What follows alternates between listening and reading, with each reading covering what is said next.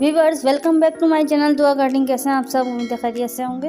दोस्तों, आज की वीडियो में मैं आपको बताने वाली हूँ आम के छोटे पौधे की रूट प्रूनिंग किस तरह की जाती है। दोस्तों, बेसिकली तो रूट प्रूनिंग की ज़रूरत हमें सिर्फ उसी वक्त पड़ती है जब हम कंटेनर गार्डनिंग कर रहे होते हैं, यानी कि हम कंटेनर में छोटे छोटे पॉट्स में पौधे उगा रहे होते हैं। अगर यही पौधे हम ज़मीन में लगाएं, यानी कि क्यारी में लगाएं, तो किसी भी किस्म की रूट प्रूनिंग की ज़रूरत नहीं होती, क्योंकि बहुत ही ज़्यादा स्पेस होता है ज़मीन के अंदर और पौधे जहाँ चाहें अपनी जड़ें ले जा सकते हैं। लेकिन एक गमले में, एक कंटेनर में सिलेक्टेड जगह होती है जहाँ हमें पौधे की रूट्स को, उसके स्ट्रक्चर को देख के उसके लिए गमला सिलेक्ट करना होता है और टाइम टू टाइम उसकी रूट प्रूनिंग की भी ज़रूरत पड़ती है। Best soil mixture for a mango plant.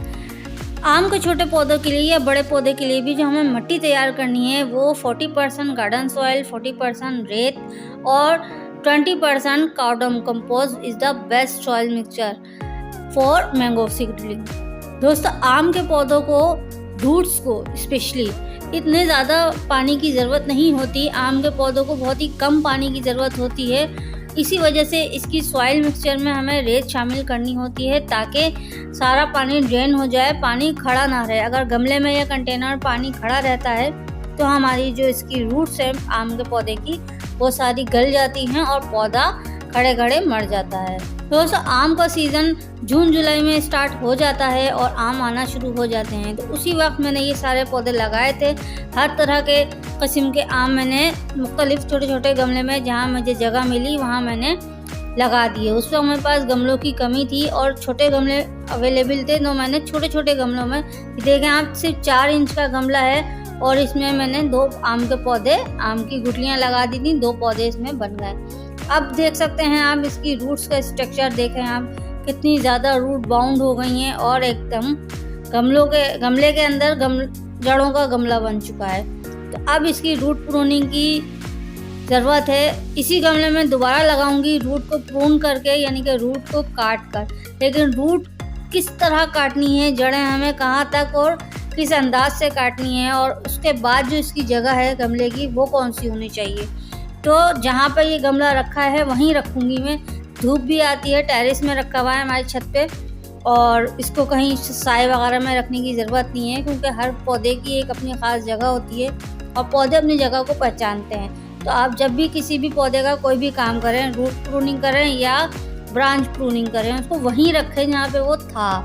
अगर आप अलग करके रख देंगे तो वो हो सकता है सरवाइव ना कर पाए। आम के पौधे की जो रूट्स हैं उनको टैप रूट्स कहते हैं, क्योंकि ये लंबाई में नीचे जाती हैं, एकदम गहरी अलिफ की तरह नीचे चलती रहती हैं, उसके बाद हल्की सी घनी होना शुरू हो जाती हैं। तो अब मैं इसको इसी गमले में एडजस्ट करूँगी, इनकी रूट्स को काट के, और अगर मुझे और ज़रूरत पड़ेगी तो और भी इसकी रूट्स को बाद में ट्रिम कर दूँगी। तो डिपेंड करता है कि ये कहाँ तक गमले में सेट होते हैं। आम का पौधा एक फ्रूट प्लांट है, तो इसको बहुत सारे कीड़े अटैक करते हैं, डैमेज करते हैं।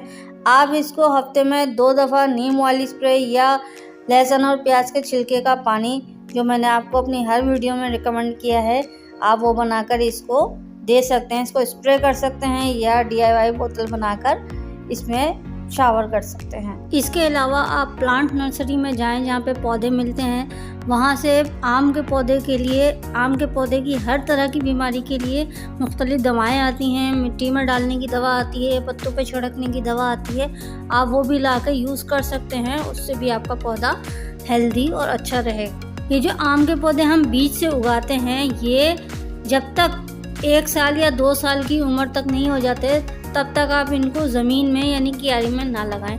अगर आप 6 महीने का पौधा क्यारी में लगा देते हैं गमले में से निकाल कर, तो वो हो सकता है सरवाइव ना कर पाए।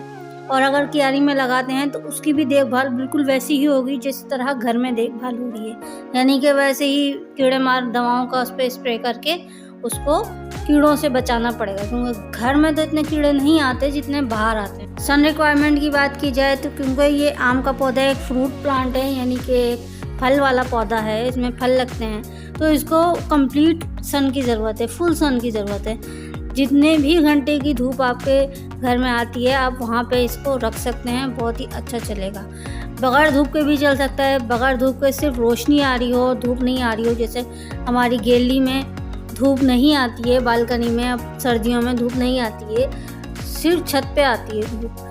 तो जो पौधे मेरे गैलरी में रखे हुए हैं वो भी फ़िलहाल तो अच्छे चल रहे हैं माशाल्लाह से, लेकिन अगर इनको ज़्यादा सेहतमंद रखना है, आपको तेज़ी से ग्रो करना है, तो आप इनको थोड़ी सी धूप को प्रोवाइड करें। इसके अलावा अगर आम का किसी भी वैरायटी का पौधा आप घर में लाते हैं नर्सरी से, बना बनाया पौधा, बड़ा पौधा जिसमें आम लटके हुए हों, फल आए हुए हों, तो उसको भी रीपॉट करने के लिए भी यही प्रोसीजर है सारा।